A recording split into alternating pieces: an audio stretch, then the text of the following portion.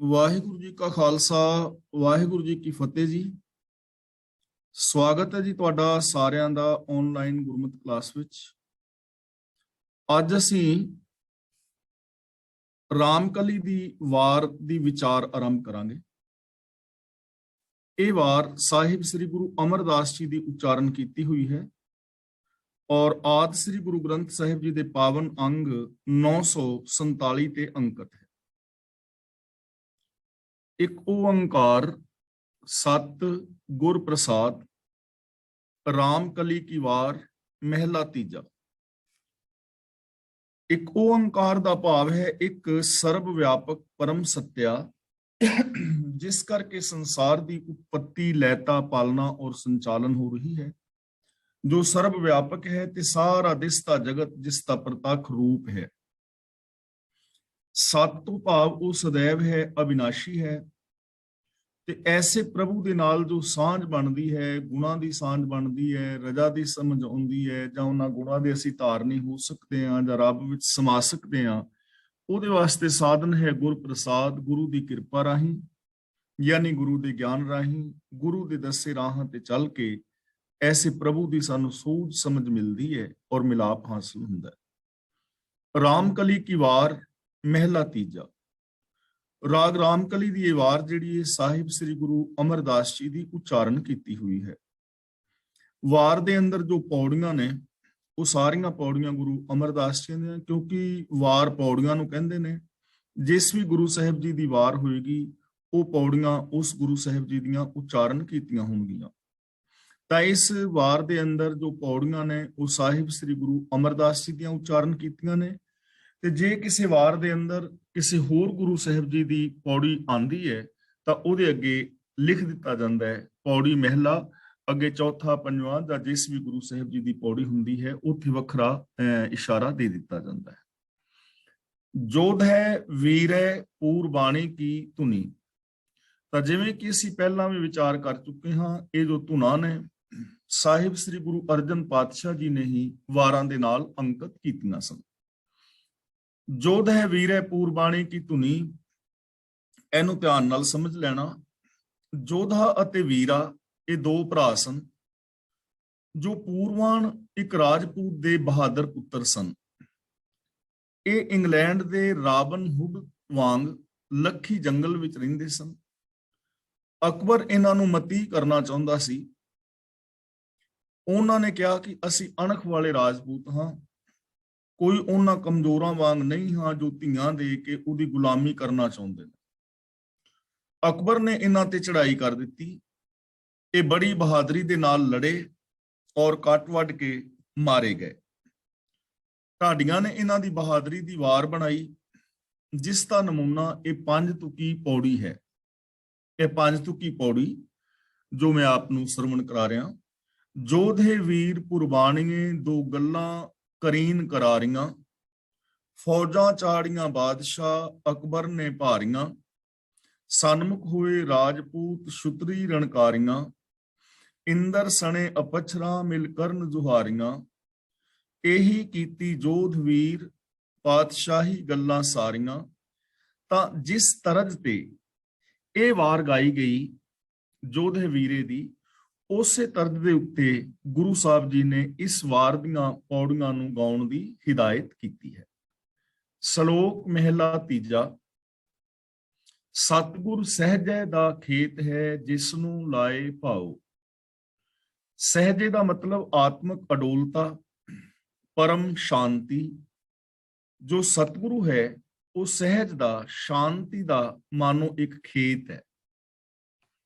ਜਿਸ ਨੂੰ ਲਾਏ ਭਾਉ ਦਾ ਮਤਲਬ ਕਿ ਜਿਸ ਨੂੰ ਗੁਰੂ ਦਾ ਪਿਆਰ ਮਿਲਦਾ ਹੈ, ਜੋ ਗੁਰੂ ਦੇ ਨਾਲ ਪ੍ਰੀਤ ਪਾਉਂਦਾ ਹੈ, ਉਹਦੀ ਸੋਚ ਜਾਂ ਉਹਦੀ ਜ਼ਿੰਦਗੀ ਕੈਸੀ ਹੋ ਜਾਂਦੀ ਹੈ, ਗੁਰੂ ਜੀ ਸਾਨੂੰ ਸਮਝਾ ਰਹੇ ਨੇ। ਸਤਿਗੁਰ ਸਹਿਜੇ ਦਾ ਖੇਤ ਹੈ। ਸਹਿਜੇ ਦਾ ਮਤਲਬ ਆਤਮਿਕ ਅਡੋਲਤਾ, ਸ਼ਾਂਤੀ। ਸਤਿਗੁਰੂ ਅਡੋਲਤਾ ਤੇ ਸ਼ਾਂਤੀ ਦਾ ਖੇਤ ਹੈ। ਤੇ ਜਿਸ ਨੂੰ ਇਸ ਅਡੋਲਤਾ ਦੇ ਖੇਤ ਯਾਨੀ ਗੁਰੂ ਦੇ ਨਾਲ ਪਿਆਰ ਬਖਸ਼ਦਾ ਹੈ ਰੱਬ, ਜਾਂ ਜਿਸ ਦਾ ਸ਼ਾਂਤੀ ਦੇ ਸੋਮੇ ਗੁਰੂ ਦੇ ਨਾਲ ਪਿਆਰ ਬਣਦਾ ਹੈ, ਉਸ ਬੰਦੇ ਦੀ ਨਿਸ਼ਾਨੀ ਕੀ, ਉਸ ਬੰਦੇ ਦਾ ਜੀਵਨ ਕੈਸਾ ਹੁੰਦਾ ਹੈ, ਅਗਲੀ ਪੰਕਤੀ ਵਿੱਚ ਦੱਸ ਰਹੇ ਨੇ।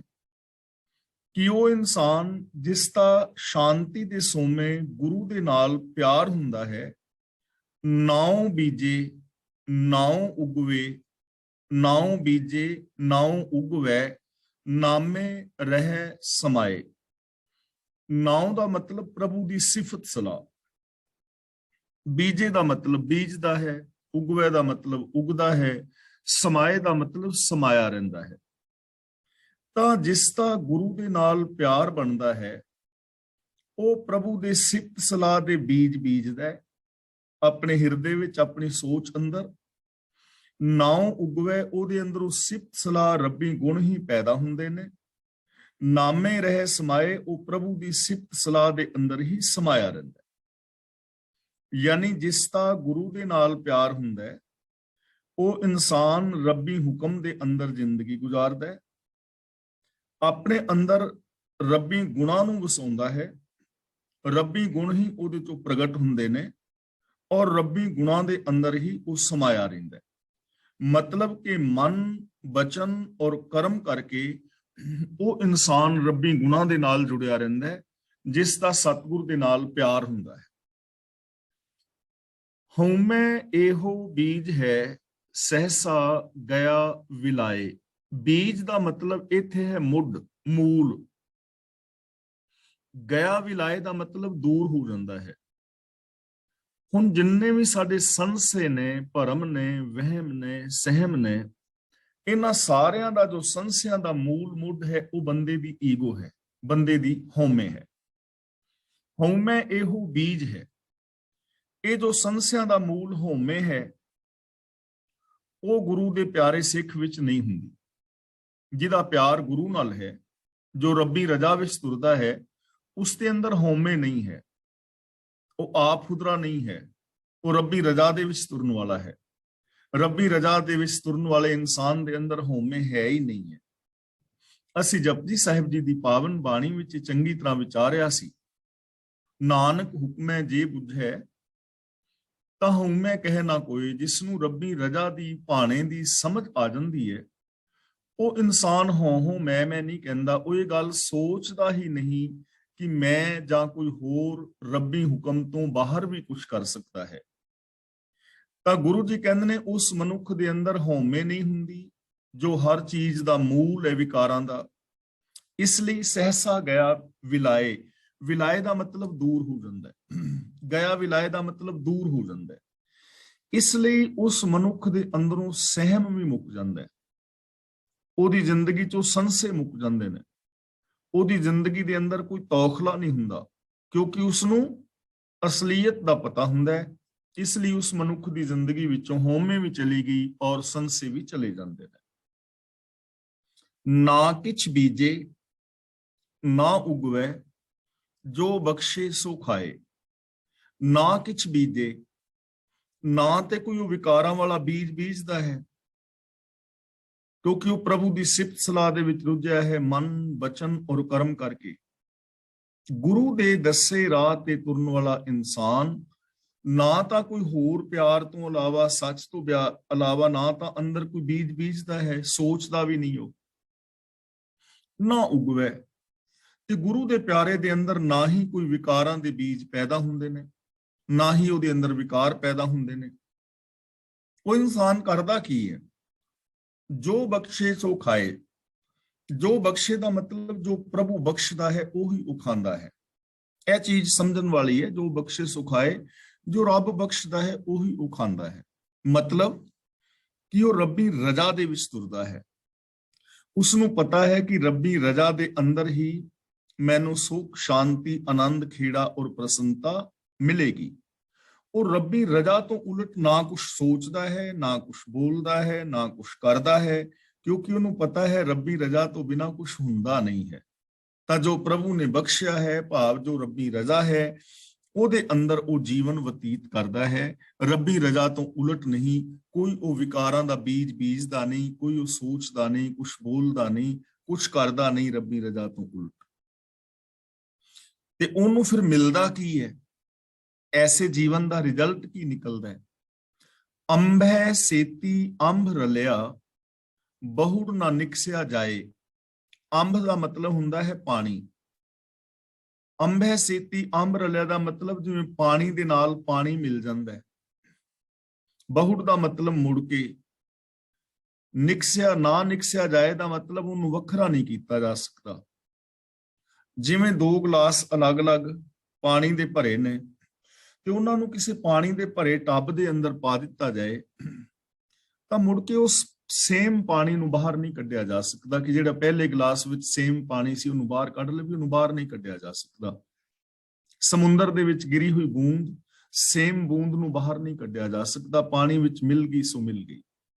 ਇਸੇ ਤਰ੍ਹਾਂ ਜੋ ਗੁਰੂ ਦੇ ਦੱਸੇ ਰਾਹਾਂ ਤੇ ਚੱਲਦਾ ਹੈ, ਜੋ ਰੱਬੀ ਸਿਫਤ ਸਲਾਹ ਕਰਦਾ ਹੈ ਔਰ ਜਿਸਨੇ ਆਪਣੇ ਆਪ ਨੂੰ ਗੁਣਾਂ ਦੇ ਅੰਦਰ ਲੀਨ ਕਰ ਦਿੱਤਾ ਹੈ, ਉਹ ਇਨਸਾਨ ਰੱਬ ਦੇ ਅੰਦਰ ਹੀ ਸਮਾ ਜਾਂਦਾ ਹੈ। ਉਹਦੀ ਜੋ ਸੋਚ ਹੈ ਰੱਬ ਦੀ ਸੋਚ ਵਿੱਚ ਮਿਲ ਜਾਂਦੀ ਹੈ, ਗੁਰੂ ਦੀ ਸੋਚ ਵਿੱਚ ਮਿਲ ਜਾਂਦੀ ਹੈ ਤੇ ਮੁੜ ਕੇ ਉਸ ਨੂੰ ਰੱਬ ਨਾਲੋਂ, ਉਹਨਾਂ ਗੁਣਾਂ ਨਾਲੋਂ ਵੱਖਰਿਆ ਨਹੀਂ ਕੀਤਾ ਜਾ ਸਕਦਾ। ਉਹ ਇਨਸਾਨ ਰੱਬ ਦਾ ਰੂਪ ਹੀ ਹੋ ਜਾਂਦਾ ਹੈ। ਜਿਉਂ ਜਲ ਮੈਂ ਜਲ ਆਏ ਖਟਾਨਾ, ਤਿਉਂ ਜੋਤੀ ਸੰਗ ਜੋਤ ਸਮਾਨਾ। ਜੋਤੀ ਸੰਗ ਜੋਤ ਸਮਾਨ ਦਾ ਮਤਲਬ ਹੈ ਸੋਚ ਰੱਬ ਦੀ ਸੋਚ ਵਿੱਚ ਮਿਲ ਜਾਂਦੀ ਤੇ ਸੋਚ ਦਾ ਰੱਬ ਦੇ ਵਿੱਚ ਮਿਲ ਜਾਣਾ ਹੀ ਰੱਬ ਨੂੰ ਪਾ ਲੈਣਾ ਹੈ ਜਾਂ ਰੱਬ ਵਰਗਾ ਹੋ ਜਾਣਾ ਹੈ। ਨਾਨਕ ਗੁਰਮੁਖ ਚਲਤ ਹੈ, ਵੇਖੋ ਲੋਕਾ ਆਏ। ਇੱਥੇ ਚਲਤ ਪੋਲਾ ਜਾਂ ਨਹੀਂ ਪੜਨਾ, ਚਲਤ। ਚਲਤ ਦਾ ਮਤਲਬ ਚਲਿੱਤਰ, ਖੇਲ, ਜੀਵਨ ਦਾ ਢੰਗ। ਗੁਰਮੁਖ ਦਾ ਮਤਲਬ ਗੁਰੂ ਦੇ ਦੱਸੇ ਰਾਹ ਤੇ ਤੁਰਨ ਵਾਲੇ ਦਾ। ਵੇਖੋ ਲੋਕਾਂ ਦਾ ਮਤਲਬ ਲੋਕੋ ਤੁਸੀਂ ਵੇਖ ਲਓ ਯਾਨੀ ਪਰਖ ਲਓ। ਤਾਂ ਗੁਰੂ ਜੀ ਕਹਿੰਦੇ ਹਨ, ਹੇ ਨਾਨਕ, ਗੁਰੂ ਦੇ ਦੱਸੇ ਰਾਹ ਤੇ ਤੁਰਨ ਵਾਲੇ ਦਾ ਜੀਵਨ ਐਸਾ ਹੈ ਕਿ ਉਹ ਹੁਕਮ ਦੇ ਵਿੱਚ ਤੁਰਦਾ ਰੱਬ ਵਰਗਾ ਹੀ ਹੋ ਜਾਂਦਾ ਹੈ। ਬੇਸ਼ੱਕ ਆ ਕੇ ਵੇਖ ਲਓ। ਆ ਕੇ ਵੇਖਣ ਦਾ ਮਤਲਬ ਇਹ ਹੈ ਕਿ ਪਰਖ ਕੇ ਵੇਖ ਲਓ, ਅਜ਼ਮਾ ਕੇ ਦੇਖ ਲਓ, ਸੋਚ ਸਮਝ ਕੇ ਵਿਚਾਰ ਕੇ ਦੇਖ ਲਓ। ਕਿਸੇ ਗੁਰੂ ਦੇ ਦੱਸੇ ਰਾਹ ਤੇ ਤੁਰਨ ਵਾਲੇ, ਰੱਬੀ ਰਜ਼ਾ ਵਿੱਚ ਤੁਰਨ ਵਾਲੇ ਬੰਦੇ ਦੇ ਜੀਵਨ ਨੂੰ ਪਰਖ ਕੇ ਦੇਖ ਲਓ, ਉਹਦਾ ਜੀਵਨ ਉੱਚਾ ਸੁੱਚਾ ਹੋਏਗਾ। ਪਹਿਲਾਂ ਵੀ ਸੀ ਜੋ ਪਹਿਲਾਂ ਗੁਰੂ ਦੇ ਦੱਸੇ ਰਾਹ ਤੇ ਤੁਰੇ, ਉਹਨਾਂ ਦਾ ਜੀਵਨ ਵੀ ਪਰਖ ਕੇ ਦੇਖ ਲਓ। ਜੇ ਕੋਈ ਅੱਜ ਚੱਲ ਰਿਹਾ ਹੈ ਤਾਂ ਅੱਜ ਵੀ ਉਹਦਾ ਜੀਵਨ ਮਹਾਨ ਹੈ, ਆਉਣ ਵਾਲੇ ਸਮੇਂ ਵਿੱਚ ਚੱਲੇਗਾ, ਉਹਦਾ ਜੀਵਨ ਮਹਾਨ ਹੋਏਗਾ। ਉਹਨੂੰ ਪਰਖ ਕੇ ਵੇਖਿਆ ਜਾ ਸਕਦਾ ਹੈ ਔਰ ਇਤਿਹਾਸ ਗਵਾਹ ਹੈ, ਪਰਖ ਕੇ ਵੇਖਿਆ ਗਿਆ ਹੈ ਤੇ ਉਹ ਲੋਕ ਪਰਖ ਦੇ ਉੱਤੇ ਪੂਰੇ ਉਤਰੇ ਨੇ।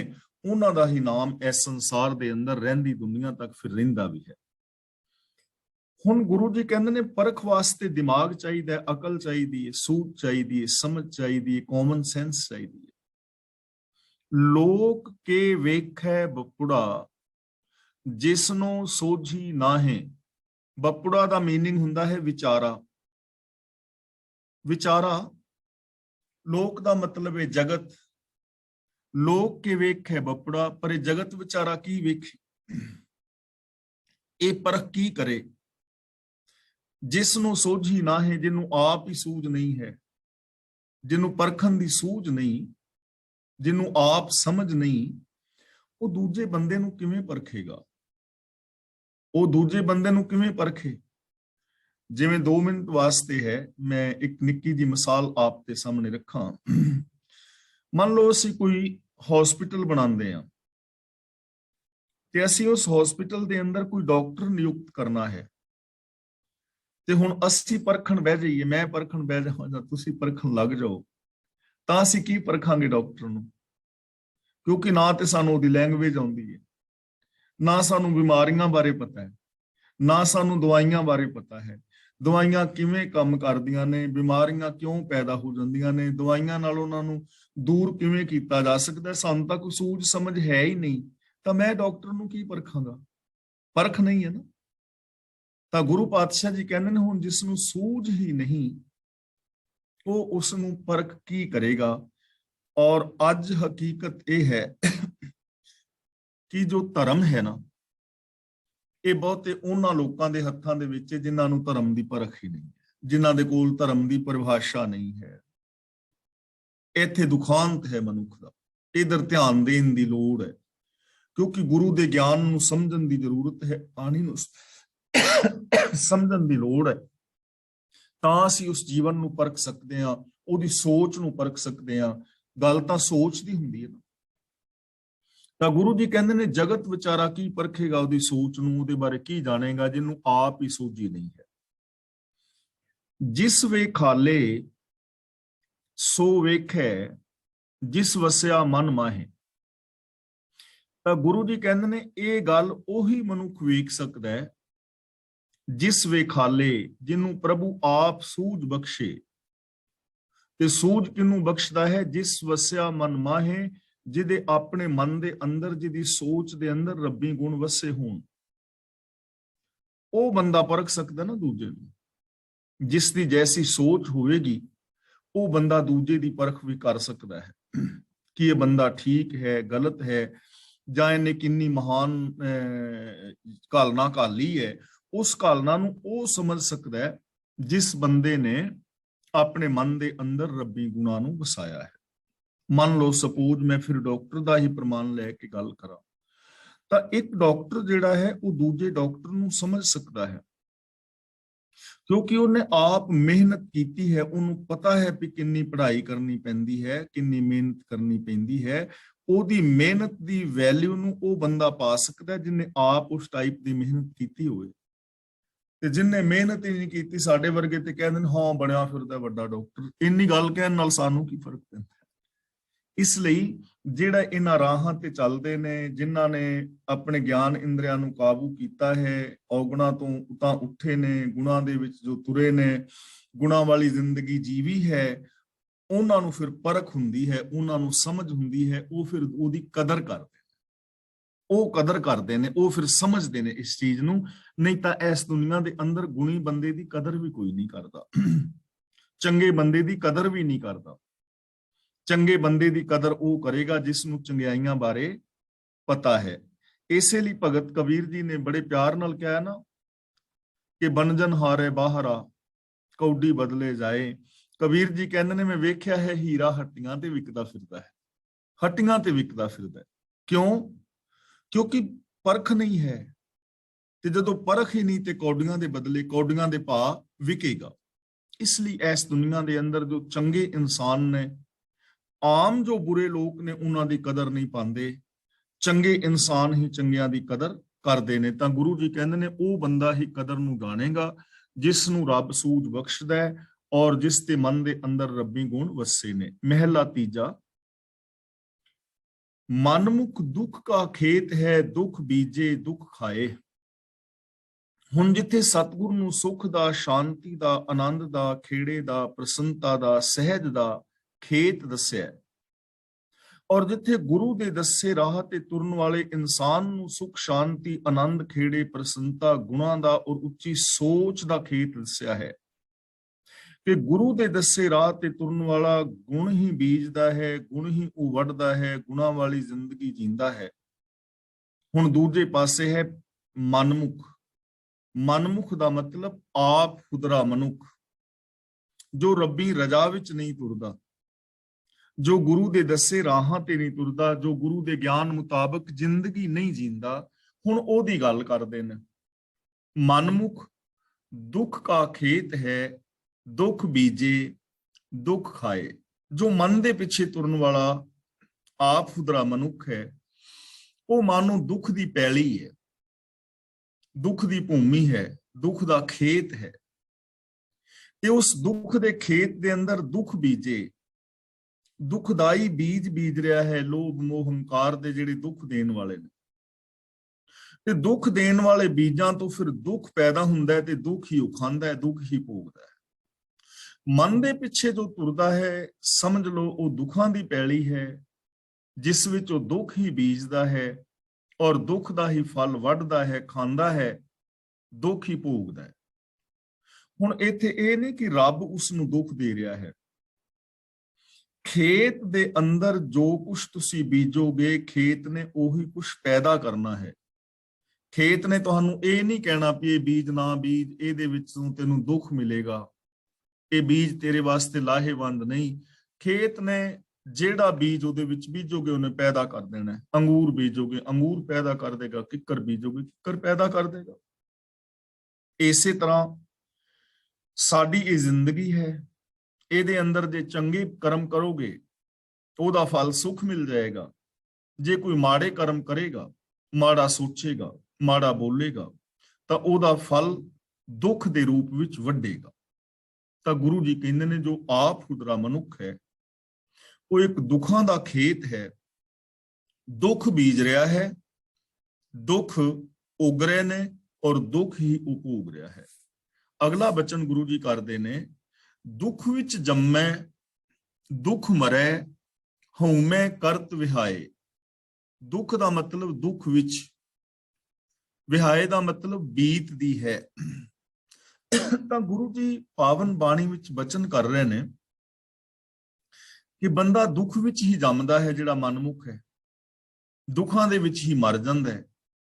ਹਉਮੈ ਕਰਤ ਵਿਹਾਏ, ਤੇ ਜਿਹੜੀ ਸਾਰੀ ਜ਼ਿੰਦਗੀ ਹੈ ਹਉਮੈ ਕਰਦਿਆਂ ਹੀ ਬੀਤਦੀ ਹੈ। ਜਨਮ ਹੋਇਆ, ਸਾਰੀ ਜ਼ਿੰਦਗੀ ਹਉਮੈ ਕਰਕੇ ਦੁੱਖਾਂ ਦੇ ਵਿੱਚ ਬੀਤੀ ਔਰ ਅਖੀਰ ਦੁੱਖਾਂ ਦੇ ਵਿੱਚ ਹੀ ਮਰ ਗਿਆ ਬੰਦਾ, ਆਪਣੀ ਜ਼ਿੰਦਗੀ ਤਬਾਹ ਕਰ ਗਿਆ। ਦੁੱਖਾਂ ਵਿੱਚ ਜੰਮਿਆ, ਹਉਮੈ ਕਰਦਿਆਂ ਦੁੱਖਾਂ ਵਿੱਚ ਜ਼ਿੰਦਗੀ ਬਿਤਾਈ ਔਰ ਆਖਿਰ ਦੁੱਖਾਂ ਦੇ ਵਿੱਚ ਹੀ ਮਰ ਗਿਆ। ਯਾਨੀ ਜੋ ਆਪ ਖੁਦਰਾ ਮਨੁੱਖ ਹੈ, ਆਪਣੀ ਹਉਮੈ ਰਾਹੀਂ ਕੀਤੇ ਕਰਮਾਂ ਕਰਕੇ ਸਾਰੀ ਜ਼ਿੰਦਗੀ ਦੁਖੀ ਹੋ ਕੇ ਭੋਗਦਾ ਹੈ, ਦੁਖੀ ਹੋ ਕੇ ਗੁਜ਼ਾਰਦਾ ਹੈ ਔਰ ਆਖਿਰ ਦੁੱਖ ਦੇ ਵਿੱਚ ਹੀ ਮਰ ਜਾਂਦਾ ਹੈ। ਆਵਣ ਜਾਣ ਨਾ ਸੁਝਈ ਅੰਧਾ ਅੰਧ ਕਮਾਏ। ਇੱਥੇ ਆਵਣ ਜਾਣ ਦਾ ਮਤਲਬ ਹੈ ਕਿ ਆਉਣ ਤੋਂ ਲੈ ਕੇ ਜਾਣ ਤੱਕ ਸਾਰਾ ਜੀਵਨ ਔਰ ਆਵਣ ਜਾਣ ਦਾ ਮਤਲਬ ਭਟਕਣਾ ਵੀ ਹੁੰਦਾ ਹੈ। ਸਾਰੀ ਜ਼ਿੰਦਗੀ ਉਹਨੂੰ ਨਾ ਸੁਝਈ ਦਾ ਮਤਲਬ ਸੂਝ ਨਹੀਂ ਆਉਂਦੀ, ਸਾਰੀ ਜ਼ਿੰਦਗੀ ਸੂਝ ਨਹੀਂ ਆਉਂਦੀ ਆਪਣੀ ਭਟਕਣਾ ਦੀ, ਸਾਰੀ ਜ਼ਿੰਦਗੀ ਭਟਕਣਾ ਵਿੱਚ ਪਿਆ ਰਹਿੰਦਾ ਹੈ। ਕਾਮਨ ਸੈਂਸ ਨਹੀਂ ਉਹਨੂੰ ਪ੍ਰਾਪਤ ਹੁੰਦੀ, ਵਿਵੇਕ ਬੁੱਧ ਨਹੀਂ ਮਿਲਦਾ ਔਰ ਉਹਨੂੰ ਇਹ ਸਮਝ ਨਹੀਂ ਪੈਂਦੀ ਕਿ ਮੈਂ ਜੀਵਨ ਦੇ ਅਸਲ ਰਾਸਤੇ ਤੋਂ ਖੁੰਝਿਆ ਹੋਇਆ ਹਾਂ। ਬੇਸਮਝੀ, ਅੰਧਾ ਅੰਧ ਕਮਾਏ। ਅੰਧਾ ਦਾ ਮਤਲਬ ਬੇਸਮਝ, ਅੰਧ ਕਮਾਏ ਦਾ ਮਤਲਬ ਬੇਸਮਝੀ ਵਾਲੇ ਕਰਮ ਕਰਦਾ ਰਹਿੰਦਾ ਹੈ। ਮਨਮੁਖ ਦੀ ਸਾਰੀ ਜ਼ਿੰਦਗੀ ਭਟਕਣਾ ਨਹੀਂ ਮਿਟਦੀ, ਸਾਰੀ ਜ਼ਿੰਦਗੀ ਉਹਨੂੰ ਸੂਝ ਔਰ ਸਮਝ ਨਹੀਂ ਆਉਂਦੀ, ਕਿਉਂਕਿ ਗੁਰੂ ਦੱਸੇ ਰਾਹਾਂ ਤੇ ਨਹੀਂ ਨਾ ਗਿਆ, ਗੁਰੂ ਦੇ ਚਰਨਾਂ ਦੀ ਸ਼ਰਨ ਲਈ ਗਿਆਨ ਦੀ ਵਰਤੋਂ ਨਹੀਂ ਕੀਤੀ। ਇਸ ਲਈ ਐਸਾ ਅਗਿਆਨੀ ਬੇਸਮਝ ਬੰਦਾ ਸਾਰੀ ਜ਼ਿੰਦਗੀ ਬੇਸਮਝੀ ਵਾਲੇ ਕਰਮ ਹੀ ਕਰਦਾ ਰਹਿੰਦਾ। ਤੇ ਉਹਦੀ ਹੋਰ ਨਿਸ਼ਾਨੀ ਕੀ ਹੁੰਦੀ ਹੈ, ਹੋਰ ਭੁੱਲ ਕੀ ਕਰ ਰਿਹਾ ਹੁੰਦਾ ਹੈ, ਜੋ ਦੇਵੈ ਤਿਸੈ ਨਾ ਜਾਣਈ ਦਿੱਤੇ ਕੋ ਲਪਟਾਏ। ਦਿੱਤੇ ਕੋ ਦਾ ਮਤਲਬ ਜਿਹੜੇ ਪਦਾਰਥ ਦਿੱਤੇ ਗਏ ਨੇ, ਦੇਵੇ ਦਾ ਮਤਲਬ ਦੇਣ ਵਾਲਾ। ਉਹਦੀ ਹਾਲਾਤ ਇਹ ਹੁੰਦੀ ਹੈ ਕਿ ਮਨਮੁਖ ਬੰਦਾ ਜਿਹੜਾ ਹੈ ਉਸ ਮਾਲਕ ਨੂੰ ਨਹੀਂ ਪਛਾਣਦਾ ਜੋ ਦਾਤਾਂ ਦੇ ਰਿਹਾ ਹੈ, ਸਗੋਂ ਦਿੱਤੇ ਹੋਏ ਪਦਾਰਥਾਂ ਨੂੰ ਜੱਫਾ ਮਾਰੀ ਰੱਖਦਾ ਹੈ, ਯਾਨੀ ਰੱਬੀ ਗੁਣਾਂ ਨੂੰ ਵਿਸਾਰ ਦਿੰਦਾ ਹੈ। ਜਿਸ ਸਿਸਟਮ ਦੇ ਅੰਦਰ ਇਹ ਪਦਾਰਥ ਮਿਲ ਰਹੇ ਨੇ, ਜੀਵਨ ਮਿਲਿਆ ਹੈ, ਉਸ ਹੁਕਮ ਨੂੰ ਵਿਸਾਰ ਦਿੱਤਾ ਹੈ, ਉਹਦੇ ਵਿੱਚ ਨਹੀਂ ਤੁਰਦਾ ਔਰ ਦਿੱਤੀਆਂ ਚੀਜ਼ਾਂ ਨੂੰ ਹੀ ਆਪਣੀ ਜ਼ਿੰਦਗੀ ਦਾ ਗੋਲ ਬਣਾ ਲੈਂਦਾ ਹੈ। ਦੇਖੋ, ਦੋ ਚੀਜ਼ਾਂ ਨੇ, ਰੋਟੀ, ਕੱਪੜਾ, ਮਕਾਨ ਆਦਿਕ, ਇਹ ਸਾਡੀਆਂ ਮੁੱਢਲੀਆਂ ਲੋੜਾਂ ਨੇ, ਜ਼ਿੰਦਗੀ ਜੀਣ ਵਾਸਤੇ ਇਹ ਜ਼ਰੂਰੀ ਨੇ, ਲੇਕਿਨ ਜੀਵਨ ਇਹਨਾਂ ਵਾਸਤੇ ਨਹੀਂ ਹੈ। ਇਹ ਚੀਜ਼ਾਂ ਜੀਵਨ ਵਾਸਤੇ ਨੇ। ਦੋ ਗੱਲਾਂ ਹੁੰਦੀਆਂ ਨੇ, ਕੁਝ ਬੰਦੇ ਨੇ ਜੀਣ ਵਾਸਤੇ ਖਾਂਦੇ ਨੇ, ਜੀਣ ਵਾਸਤੇ ਖਾਣਾ ਜ਼ਰੂਰੀ ਹੈ। ਕੁਝ ਲੋਕ ਨੇ ਖਾਣ ਵਾਸਤੇ ਜਿਉਂਦੇ ਨੇ। ਜੀਣ ਵਾਸਤੇ ਖਾਣਾ ਹੈ, ਖਾਣ ਵਾਸਤੇ ਨਹੀਂ ਜਿਉਣਾ। ਪਦਾਰਥ ਜੀਵਨ ਵਾਸਤੇ ਨੇ, ਜੀਵਨ ਪਦਾਰਥਾਂ ਵਾਸਤੇ ਨਹੀਂ ਹੈ। ਜੀਵਨ ਦੇ ਅੰਦਰ ਸਤ, ਸੰਤੋਖ, ਦਇਆ, ਧਰਮ, ਧੀਰਜ ਆਦਿਕ ਸ਼ੁਭ ਗੁਣ ਖੱਟਣੇ ਨੇ। ਜੀਵਨ ਦੇ ਅੰਦਰ ਇਨਸਾਨੀਅਤ ਹੋਣੀ ਚਾਹੀਦੀ ਹੈ।